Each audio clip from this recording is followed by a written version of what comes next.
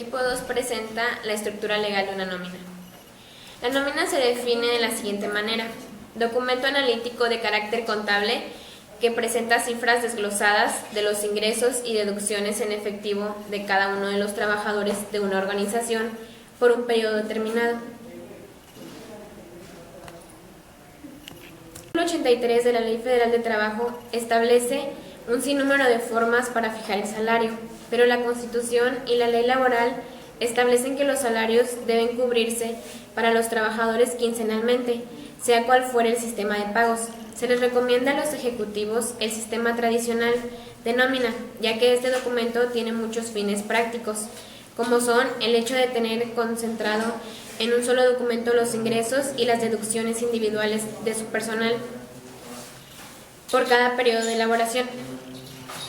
El contenido de la misma debe establecer por columnas con base en los siguientes datos: número progresivo de los trabajadores, nombre completo y con apellido, número de registro federal de contribuyentes, número de afiliación ante el IMSS, número de días laborados, salario por cuota diaria, otras percepciones, deducciones, percepción neta, centro de costos, departamento, ubicación de la empresa. El objetivo de la estructura se trata de cuando se elabora el documento denominado de una nómina, tiene como objetivo principal el establecer un procedimiento analítico de control de cada una de las percepciones y deducciones en efectivo de cada uno de los trabajadores de la organización, con la finalidad de cumplir con requerimientos de control administrativo, requerimientos de control contable y requerimientos de control fiscal y laboral.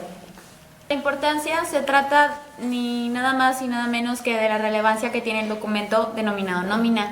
Es con relación al contenido de su información, integrada de la siguiente manera. Primero son los datos de identificación del trabajador, como el nombre completo, registros de RFC y SS, número de empleado, área de asignación, días trabajados, ingreso del periodo, deducciones personales, percepción neta. El otro aspecto a tomar en cuenta dentro de la nómina es la clasificación contable. Esta se define por área y por nivel, por orden alfabético, por centro de costo, sindicalizado o de confianza. Otro aspecto a contar es el documento de control. Este puede ser administrativo, contable, fiscal y laboral. Otro aspecto es la información confidencial. Y por último, la fuente formal de consulta. Las características más importantes que se pueden apreciar son las siguientes: contiene información contable, confidencial, veraz y oportuna, periódica, de acceso inmediato, para cálculo fiscal, revisiones fiscales y para revisiones administrativas. En cuanto a los requisitos legales, son aquellos que se consideran fundamentales en el contenido de una nómina o lista de raya, que son los siguientes: la denominación social de la empresa, el domicilio de la empresa, el registro federal de contribuyentes de la empresa, el registro patronal del IMSS, cualquier otro registro de la empresa y el periodo que abarca dicha información. Percepciones. Fuente de cálculo básicamente de la Ley Federal de Trabajo, contratos individuales y contratos colectivos. Son las remuneraciones en efectivo que ofrece y paga el patrón al trabajador por su trabajo. Algunos ejemplos de pago en efectivo son sueldo o salario, vacaciones, prima vacacional, aguinaldo, tiempo extra, prima dominical, prima de antigüedad, indemnización, fondo de ahorro, comisiones, PTU, gratificaciones, sobresueldos, compensaciones, pensiones, propinas pactadas. En especie: habitación, alimentación, becas educacionales, seguridad social o IMSS, vales de despensa, vales de gasolina, vales de comida. Servicios: servicio médico, club deportivo, comedor, biblioteca, actividades culturales, transporte, estacionamiento. Exenciones establecidas en el artículo 77 de la Ley del Impuesto sobre la Renta, privilegio que exime parcial o totalmente a un trabajador de un cargo o deducción. Exenciones a los salarios: prestaciones de trabajadores del salario mínimo general que no rebasan los límites de la Ley Federal de Trabajo, aguinaldo, PTU, prima vacacional, y dominical hasta los límites de la ley del impuesto sobre la renta. Remuneraciones a extranjeros en algunos casos muy especiales, indemnizaciones por despido. Exenciones de prestaciones de previsión social, indemnizaciones por riesgo o enfermedades, jubilación, pensiones, reembolso de gastos médicos, dentales, hospitales y de funeraria. Las que otorguen las instituciones públicas, subsidios por incapacidad, becas educacionales para trabajadores o sus hijos, guarderías infantiles, actividades culturales y deportivas, depósitos en Infonavit y otras instituciones de casa-habitación, los provenientes de cajas y fondos de ahorros y los intereses presuntos. Otras exenciones: cuotas al IMSS pagadas por los patrones, viáticos comprobados, reembolsos de gastos de viaje. Deducciones: fuente de cálculo básicamente de la Ley Federal de Trabajo, la Ley del Impuesto sobre la Renta y el IMSS. Contratos individuales y contratos colectivos. Es el conjunto de descuentos por nómina que se efectuarán a los ingresos del trabajador en forma periódica, derivados de obligaciones fiscales y administrativas. Algunos ejemplos son los legales, que es el Infonavit, Fonacot, IMSS, pensiones alimenticias y un sindicato. Contractuales: comidas, préstamos personales, convenios comerciales, faltas. Clasificación del salario: sueldo, cantidad que se le paga a los empleados por desarrollar actividades generalmente de tipo administrativo, intelectual y quincenal. Salario: cantidad de efectivo que se le paga al obrero, es la retribución que debe pagar el patrón al trabajador por su trabajo. Se integra con los pagos hechos en efectivo por cuota diaria, gratificaciones, percepciones, habitación, primas, comisiones, prestaciones en especie y cualquier otra cantidad o prestación que se le entregue al trabajador por su trabajo. Salario normal: cantidad que está establecida en el contrato. Cantidad mínima que debe recibir un trabajador para cubrir sus necesidades de índole habitación, comida, educación y diversiones. El salario mínimo actual es de 73.04 por día.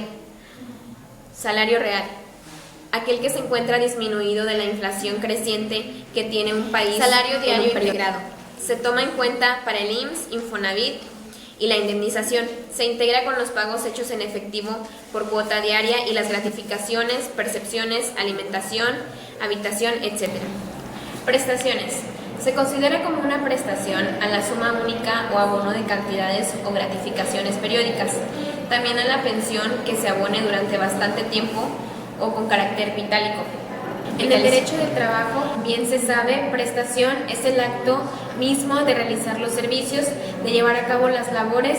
Lo es asimismo la cantidad de dinero en efectivo que se recibe en la expresión monetaria correspondiente y en el conjunto de frutos o géneros generados al trabajador con el carácter de contraprestación. Las organizaciones, además de los sueldos y salarios básicos, por lo general recompensan a través de una amplia variedad de artículos o partidas complementarias que denominan prestaciones.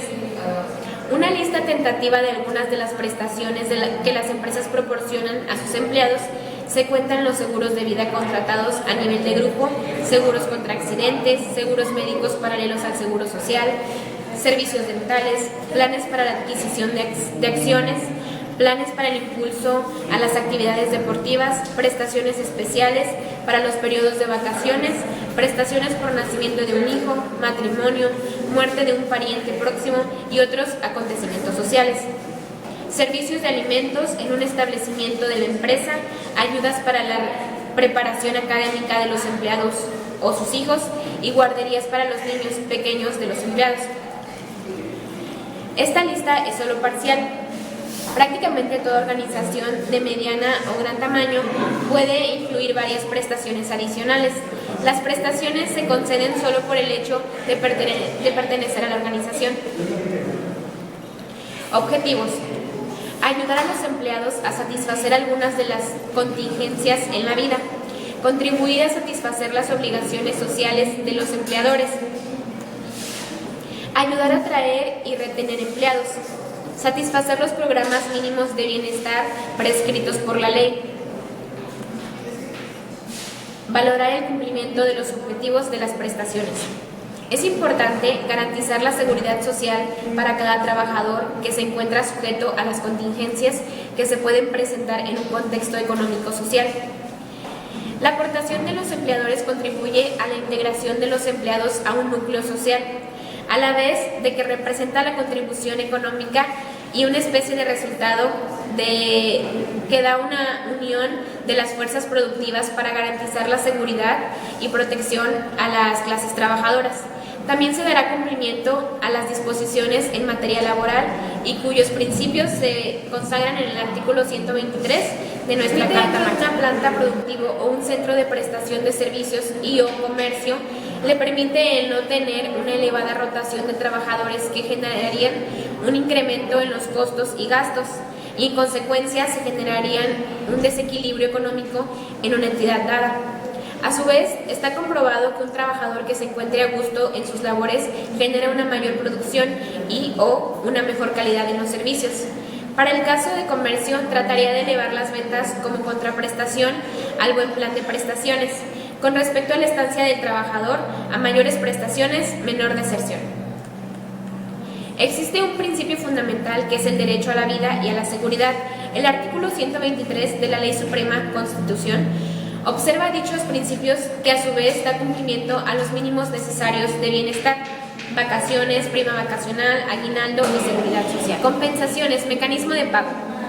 La base sobre lo que se determinan los pagos por compensación y la manera como son administrados puede tener un efecto importante en la productividad de los empleados y en el logro de los objetivos de la empresa.